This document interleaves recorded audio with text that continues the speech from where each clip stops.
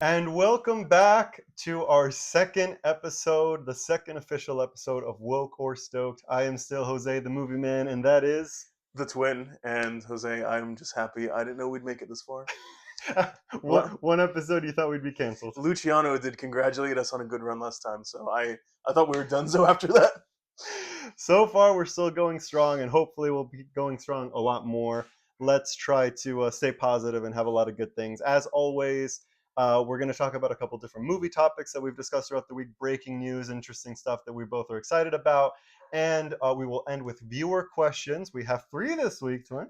no way. Can you believe it? We have 3 this week. Oh my god. What sets us apart, as we always say, if you guys have a question, any topic, anything you want to address, send it in to our Stream Elements link. It's down in the description below, and we will also put a comment tagging it just to make sure absolutely clear that anybody can find this thing. Send in a question or a comment. We will address it. We will read it out in full because that's how much we care, and that's what makes our show a little bit different. Right, Tom? We're not just about talking points. I mean, we'll entertain a lot of points of view. Obviously, we'll come at it from like a certain sense of humor as well. But we want to have good, authentic conversations with people and not just default to bland ideology. Exactly. So we welcome all points of view. Send them into our Stream Elements. But for now, let's get on with the show. So, first topic of conversation. Twin, there is a certain masterpiece that will come out next year. Of course, I am talking of Christopher Nolan's The Odyssey. Okay. Okay. Now, we got 2 quick things to talk about with The Odyssey. Number one, you saw the teaser trailer. You went to see Jurassic World, right? I've seen it multiple times. Okay, cool. So, a little bit of controversy brewing that I find very interesting, so we're going to address it. Okay. Many people on X, whatever, they're talking about Tom Holland, and they're saying, I don't like that he has an American accent in this Greek tragedy novel. And it led me to think, right, because John Bernthal also talks with an American accent, right? And Right. it led me to think about what we're going to talk about really quickly, which is, what do you feel about that? Would you have preferred, for example, we can go to one extreme, which is, let's talk in original ancient Greek. We could do that. Second is, let's talk with Greek accents. I mean, that would have been reminiscent of what they had to pull for because there is isn't there like an Aramaic version of Passion of the Christ? I think the actual version of Passion of the Christ is not in English. Like, I think that they do speak it in ancient Hebrew. It's been forever since. Yeah, I'm pretty sure it's in ancient Hebrew. I mean, But that's what I'm saying. Obviously, there's something cool about that. Would you prefer that? Would you prefer Greek accents? Or you say, you know what, screw it, just American accents. Obviously, it's implied that they're speaking Greek or whatever. It doesn't really matter. What do you think about that? Good question. Obviously, with all the actors who are doing the movie, and I'm just kind of spitballing here, if they wanted to make it super authentic and they made it like period appropriate with the language that they use, ancient Greek, whatever. My apologies. I don't know a whole lot about like the Iliad and the Odyssey. If my brother were here, the other twin, he'd have more to say. But obviously, that's a lot to ask actors to learn. You know, probably have a lot to memorize, anyways. Learning an entire other language, perfecting the accent of that entire other language is a lot.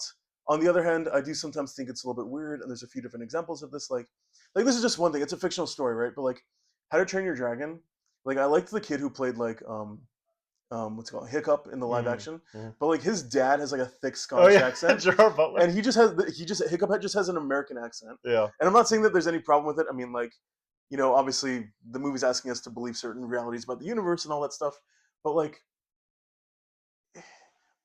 seeing an American accent won't take me out of it.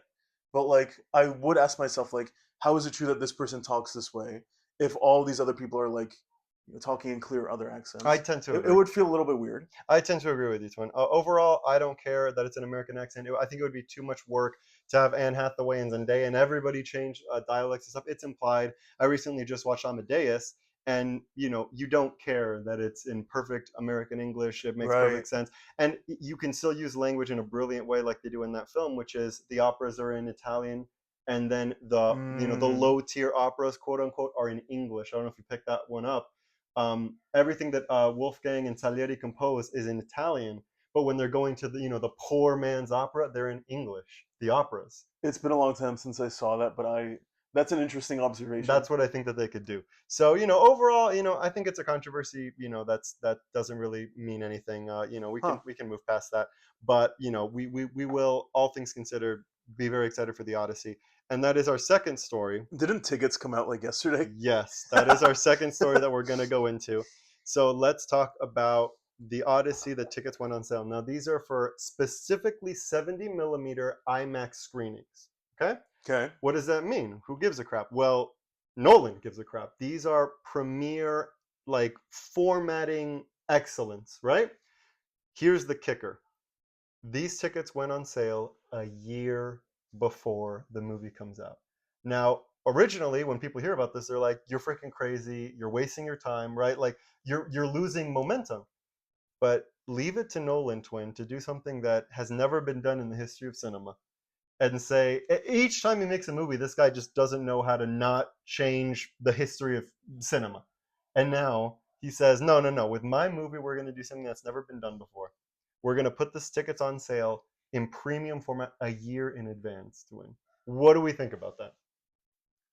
I mean, it's pretty cool in a sense. Mm-hmm. The momentum thing is something that I would be thinking about. Um, I like if he can get away with it, why not? Is sort of like kind of my not so fully formed opinion on the matter. I don't really think he has to worry a whole lot about momentum at the same time, because I mean, a lot of people are going to see this movie. I think a lot of people are going to like saying that they've had their tickets for a year. I think that Hopefully. building the build up to it is going to feel kind of cool once that kind of like actually happens. Gun to my head, I kind of like it. Here's the thing, man. I think this is a move that says two things in one. It says, I am the best filmmaker working right now, and I'm proving it with this. Hmm. And second, it says, we're carving out a spot a year in advance. Do you dare open up against us? Do you dare open up in the same month? Don't do it. And here's the kicker. Those tickets that we're talking about, they are almost, at last I checked yesterday, completely sold out Wow. for almost every screening, because there's only like 13, 15 theaters in the world that have this specific screening. But a year in advance, now you're saying pretty soon they're going to say all IMAX, because this is just 70 millimeter, right? Pretty soon they're going to be able to say, now we want all the IMAX screens a year in advance, 6 months in advance. Now we want all the Dolby. And you're going to carve out a year in advance of all of the premium formats, all of that money. This movie has already Oh my made, god. let's just spitball. This movie has already made a couple $100,000 a year in advance. Are they even done with it? They're still filming and they're still in pre-production. Like they're still in post-production. Pardon. I'm sure that they're still working on visual effects, but it is just such like macho man energy to do something, one, never been done before. Two, have people talking about your movie a year in advance. Three, have people sold out theaters a year in advance. I mean, what more can you say about that? That's incredible. There's no chance that they could just kind of like take the money and run, right? they don't release the movie at all, and then they just take it. Hopefully we'll see what happens. I would have liked for Morbius to have done that. I would have wanted to buy my ticket. I didn't even see it, but I would have if I had a ticket in advance. That's all I'm saying. To take the money and run with Morbius and just never release it. Yeah. Yikes. Well, hopefully that doesn't happen. All right, we will move on to our second story of the day, second of three. Really quickly, we have to talk about Superman. We just saw Hell it. yeah. We just saw it, so let's talk about, what we liked, what we didn't like, all that good stuff. So, first things first, we both liked it, right? I have more to say about that, but yeah. Uh-oh. Yikes. Well, maybe on a second viewing, you'll change it. I'm actually going to go see it again tomorrow. Oh, cool. But let's talk about box office. How much do you think Superman has made until right now? Total. It had a pretty good opening weekend. Mm-hmm. I think it did okay during the week. Mm-hmm. It's made 195. 195. 272 worldwide. Oh. 272. So here's what's interesting about that. The opening of Superman was less than Man of Steel. Can you believe that? Really? Yes. It had a good opening. You said it yourself. Oh, it had a great opening. It opened less than Man of Steel, my guy. And I think I was part of the Man of Steel opening. I think I was too. I think I saw it like almost first day it came out. Yeah, I think I was too. So here's what's crazy about that. Man of Steel topped out around, I can look this up, but I'm pretty sure Man of Steel made look, 667 worldwide, right? Okay. When all was said and done. It is pretty crazy to me that this movie, it's only had call it a week. 272, not bad at all. Pretty respectable. Not bad. The international market is what's killing this movie. And I think that obviously there could be a myriad of reasons why, but this is a domestic play because I think most of this, I would say like 70% of the 272 is coming from this like domestic markets. Is Superman not marketable to other countries for some So reason? here's what's interesting about that. Yes and no. Man of Steel did pretty damn well, as we just discussed, right? Worldwide, yeah, domestic, worldwide, it made about another 300 million. So 300 plus 300, right? Okay. But this one is heavily being impacted by the worldwide market and obviously in a bad way. Why? Well, there's a couple reasons. Number one, you could talk about comic book movie fatigue, right? Man of Hmm. Steel came out in 2013. The MCU had just started. Now there's been hundreds, if not thousands, of comic book movies. People might be A lot. tired, right? And second reason, people might be sick of Superman because we've had Man of Steel, Dawn of Justice, Superman Returns in 2006. We've seen Christopher Reeve 4 times. We just, you know what I mean? So There like, was a Supergirl TV show yes, there was Justice League. which had a Superman There in was it. Superman and Lois. There's Justice League. There's Justice League. Zack Snyder's cut. There could be a lot of reasons, and obviously the third reason we cannot ignore that Superman is a unique American icon, right? You know his motto, twin, the thing he always says. Truth, justice, and the American way. Exactly. So I definitely understand, even taking politics out of it, how people, much like Captain America, which his box office does represent what we're seeing here, Huh. it's just not a hero that maybe the rest of the world can say, oh, that's my hero. I identify with him, blah, blah, blah. Batman, on the other hand, as we discussed, Robert Pattinson, right? During COVID 2022, right? Yeah. 2021, 2022, 700 million without breaking a sweat. Wow. More than Man of Steel. So there is something to be said about heroes that people identify with, that they love, that they cherish, that isn't necessarily tied to a complete American lens, if you can call it that, right? I mean, this guy lands in Kansas. He has adoptive parents. He mixes into the culture, truth, justice, and the American way. He fights for hope. He has American ideals. So I can definitely understand why people in other countries might not be like, let me wait for Batman. Let me wait for Wonder Woman. Maybe Superman isn't my cup of tea. Yeah, I mean, there's the whole other part of it where, like, people have either, liked the movie for not being particularly political. Mm-hmm. People have liked the movie, or I've heard people. I haven't heard too many like actual like right wingers say like, "Oh my god, like it's super woke." I haven't actually heard a lot of it, Yeah. but like one of the things that people say is like, "Oh, they're kind of like admitting the whole American way thing," and I don't know if like the idea was like, "Oh, make him more Palatable. Yeah. palatable to a mass audience." Yeah.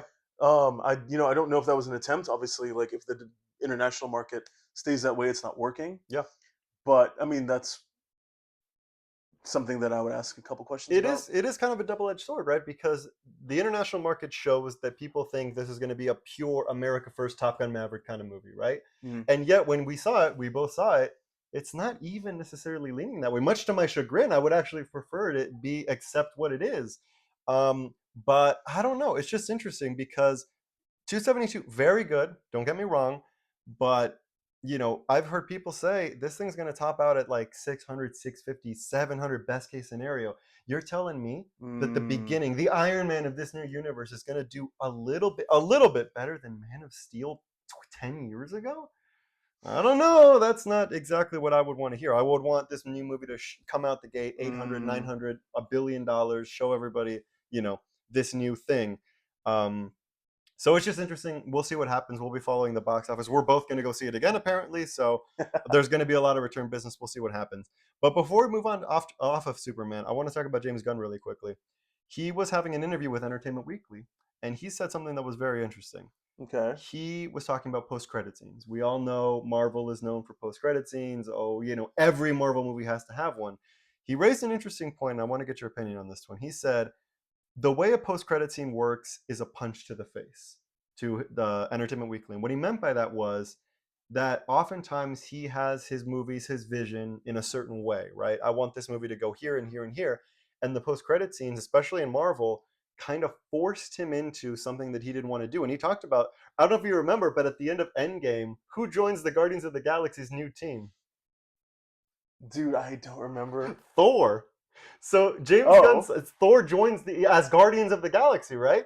So James Gunn sees that in the theater and he's like, I'm working on Guardians 3. I'm not going to have Thor in my movie. Like, what's happening right now? Like, nobody talked to me about this. So what he was saying basically, and Adam Warlock was also hinted at in Guardians Volume 2, I'm pretty sure. Yeah, literally. he was also like, that's not what I have in mind for Guardians 3. You know what I mean? They kind of shoehorned him in. So why do they do that? That's the whole point, and why he's trying to do something different with his new DC universe. What he's saying is, Oh, in my universe, because he runs everything, we will not have post-credit scenes unless they are absolutely essential to like a building block. And we saw that with Superman, right? The first one was like crypto on in space. yeah, they're just like on the moon. Yeah, Yeah. and the second was like him and Mr. Fantastic talking about a building. Like, you know what I mean? You didn't need to save for that. No, So I was hoping for Robert Pattinson as Batman. yeah, I was hoping for a bigger cameo, some sort of Green Lantern or something. But anyway, Oh, how good was Guy Gardner? fantastic. Nathan Fillion, I mean, Jesus, that guy. I loved. Okay. And he's going to be in Lanterns. So I'm Yes. already sold. I was not going to watch Lanterns. If you tell me Nathan Fillion is there, I'm going to be there as well.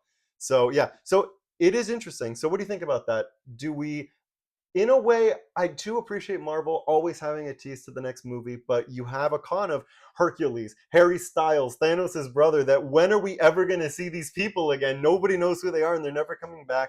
What do we think? Do you want post-credit scenes that tease something, or do you say, you know what, just leave the movie be? What do you think? I love the idea of the post-credit scene.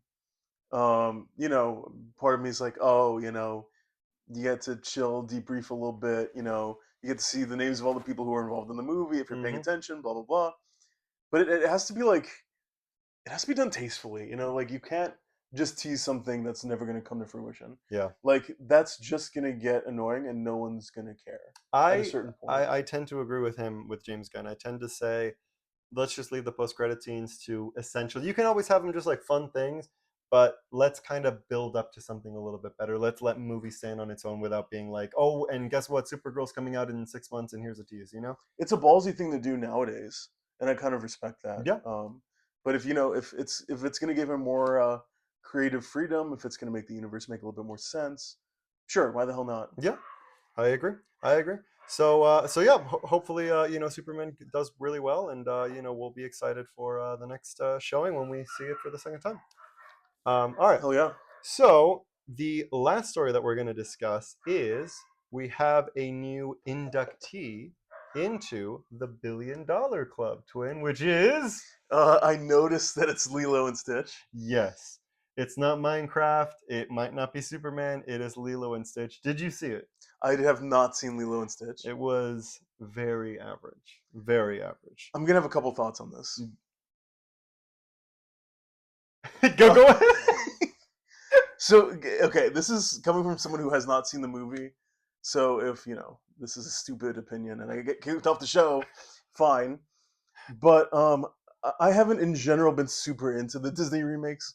I know I'm not the only person who's ever said that ever. Obviously, I didn't see Lilo and Stitch, but like it making $1 billion just means that they're gonna crank more of them out. Lilo and Stitch 2 is already announced. Jesus Yeah. Christ. Yeah. Like Mulan was exceptionally bad. Yeah. I mean, sure, there's been a handful that I've liked. The live action Jungle Book, I'll actually defend. I thought that was. It's been forever since I saw the actual animated one, and I thought the Yeah. live action actually like did something interesting. That was cool. I never saw Lion King. Pretty much the same as the animated, apparently. Yeah. Yeah. I don't normally like it when people say, "Oh, because it doesn't need to exist." Like it shouldn't exist, but I I don't know. I don't think it's worth it. But apparently it is. Like money $1 talks. billion, a billion reasons disagree with you, twin. So I'll take the L on that. yeah, whether we like it or not, there we go. But I got a little trivia question for you, twin. Speaking of $1 billion movies, right? Some of Okay. the best films of all time are $1 billion movies. Some of our favorites, right? Dark Knight, Avengers Endgame, great. Can you answer this question, twin? What is the oldest, and I mean in order of release, so is it from the 70s, from the 90s, from the 2000s? What is the oldest movie to reach $1 billion? The oldest movie. Yeah. And obviously not adjusted for inflation, just when it came out with re-releases, anything you want. This movie came out, and in the year that it came out, it made $1 billion. I mean, I know this is wrong and probably stupid, but Titanic. Okay, Titanic, you are very close. Believe it or not, it's Really? the second film to make $1 billion because Phantom Menace was the third. But you're missing one. What is the oldest film to make $1 billion? Did it come out not long before Titanic? It's in the 90s. Was it The Lion King? No, The Lion King still is like 970 million. If they do another re-release, it'll make $1 billion. The answer? Jurassic Park. Hence your dress for that trivia Yeah, question. exactly. Jurassic Park made $1 billion. Now, obviously, with re-release or whatever, but still, I mean, I think when it came out in '93, I'm sure it made 700, 800 million, and then with the Wow. years. But yeah, that is just a little trivia fact for everybody. The oldest film to reach $1 billion, unadjusted for inflation, because else it would be like Snow White and Jaws and Godfather. We're talking about just straight numbers. Gone with the Wind would have made a lot of money. 3 billion, last I checked. Yeah, 3 billion. I Yeah. can't believe that many people saw that. Yeah. Well, it was a different time, but yes, exactly. That's why That's we crazy. can't adjust for inflation because Snow White, Gone with the Wind, probably Wizard of Oz would all be $1 billion, $2 billion movies. So Wow. let's have a little bit of fun. All right. Well, that is our show. Obviously, we could talk about a lot more, and we will in the next episode. But we do have to get to our questions, and we have 3 this week. Hell yeah! From our beloved fans, as we always say. Oh, we love you guys so much. As we always say, feel free to send us any questions. We have 3 this week. So, first question is from Marcos. Cool. What are your guys' favorite movies, favorite superhero movies? So basically, I think what he's getting at is, give us two answers. Your favorite superhero movie and your favorite movie. Go ahead. I was actually just having a conversation with someone about this yesterday. But I haven't seen it in a while, but I would say that my favorite movie of all time is the anime movie Your Name. Okay. I loved it. I love, quirky love stories, and that's what that was. My favorite superhero movie it might be Superman. Superman might be my favorite superhero movie. Are you serious right now? So historically, it's been a coin toss between Spider-Man and Spider-Man 2, Tobey Maguire. I watched those movies all the time when I was younger. Okay. I would have said, yeah, those are my favorite superhero movies. So it's either Spider-Man or Superman. I've enjoyed, your like Batman's, your Dark Knights, your Guardians of the Galaxy, your Infinity War. But I would say it's either Superman or Spider-Man. Okay. With Tobey Maguire. When you watch it again, you can let us know. Okay. I'm shocked because we all give it like a B when we saw it. No, dude, it's aging well for me. It's aging like fine vino. Came out of the theater, he's like, oh, that's like a B, and now he's like, my favorite film of all time. I wasn't ready to admit how much I liked it. Okay, all right, well, there you go. As for me, very simple. Dark Knight is my answer for both, which is kind of ironic. Favorite superhero movie, Dark Knight, and favorite movie of all time is The Dark Knight. We'll keep it nice and simple for that. Is that new? The Dark Knight? Being your favorite movie, is that new? I mean, I've always had the top 3. So, we'll just make it simple and just... I mean, V for Vendetta is also a comic book movie because it's based off of a graphic novel. What's his name? Alan Moore? Yeah. So, Dark Knight, let's just keep it simple. Thank you, Marcus, for your question. All right. Thank you. Fan number 1. Interesting. We have a number 1 fan again. Okay. Who is the best and worst director and why? We've made it clear. I don't know about you, Tun. For me, the best director is Christopher Nolan. That's not even a question. I think he's done 10 films, including Odyssey. Almost all of them are on IMDb's top 250, which is an unimaginable feat. He's already won an Oscar for Best Director. Multiple of his movies have been nominated for Best Picture. Dunkirk, Inception, and he won with Oppenheimer. He's done 9-10 movies. He's passed and surpassed. We just talked about what he's doing. Every movie that he releases changes cinema. Oppenheimer almost made $1 billion, and it's a 3-hour biopic. It's not a question. Christopher Nolan's the greatest director of all time. The worst one, that's tough. I guess... just not to be mean, but Paul W.S. Anderson, not Paul Anderson, not Paul Thomas Anderson, Paul W.S. Anderson. I don't want to be mean, but I mean, the guy's directed like 5 Resident Evil movies and they've all been really bad. And he did like Alien versus Predator. It's not that good. It's hard to think of bad directors. Maybe Elizabeth Banks. She directed Charlie's Angels and Pitch Perfect 2. Not great. Twin, you've had time to ponder and think. What do you think? Best director and worst director? I don't really think too hard about directors too much. I probably should. With that said, not to be mean, the actual worst director is probably someone that we don't know because they're that bad they never got a platform. Pitoff for Catwoman. But I feel like Zack Snyder has to be in that conversation. Oh, we're not going to get to show 3. I don't like his style at all. Okay, so you've seen Watchmen? Yes. The Owls of Ga'Hoole? And I actually kind of like Watchmen a little bit. Sucker Punch? Sucker Punch I thought was really stupid, dude. I thought it was really stupid. I couldn't make it through. His DCEU was not good in my opinion. I hear you. I find redeeming value in some scenes. I hear you. He's the first name I thought of. Is he who I really think is the worst director? Probably not, but like in terms of like impact, in terms of like Yeah. how people have been disappointed by him, in Yep. terms Yep. of like Yep. how people's hopes and dreams were crushed, and Yep. sure maybe they need to put those elsewhere, but I think that's my It's answer. not the worst answer, and Rebel Moon would agree with you if anybody's seen that one. Yikes. All right, and our last question. Thank you, fan number one. And our Thank you. last question from anonymous. You can always remain anonymous if you want. What do you guys think of Jurassic World Rebirth? It's ironic that you would ask that because we both have actually seen this movie. Yeah. Out of 10, I gotta be honest, I was pretty underwhelmed. Uh, I think I gave it like a 69. Hey, 69. Uh, Uh, honestly, maybe a C minus. Very bland plot for me. Product placement way too like like in your face. Um, Inventing a new island out of nothing. I don't know. Like it just seemed very reaching for straws. And it's made $500 million. So maybe I'm wrong. What do we think about Jurassic World? yeah, not too good for me. Did I like it more than any of the Jurassic World movies? Yes. Except I thought the first one was okay.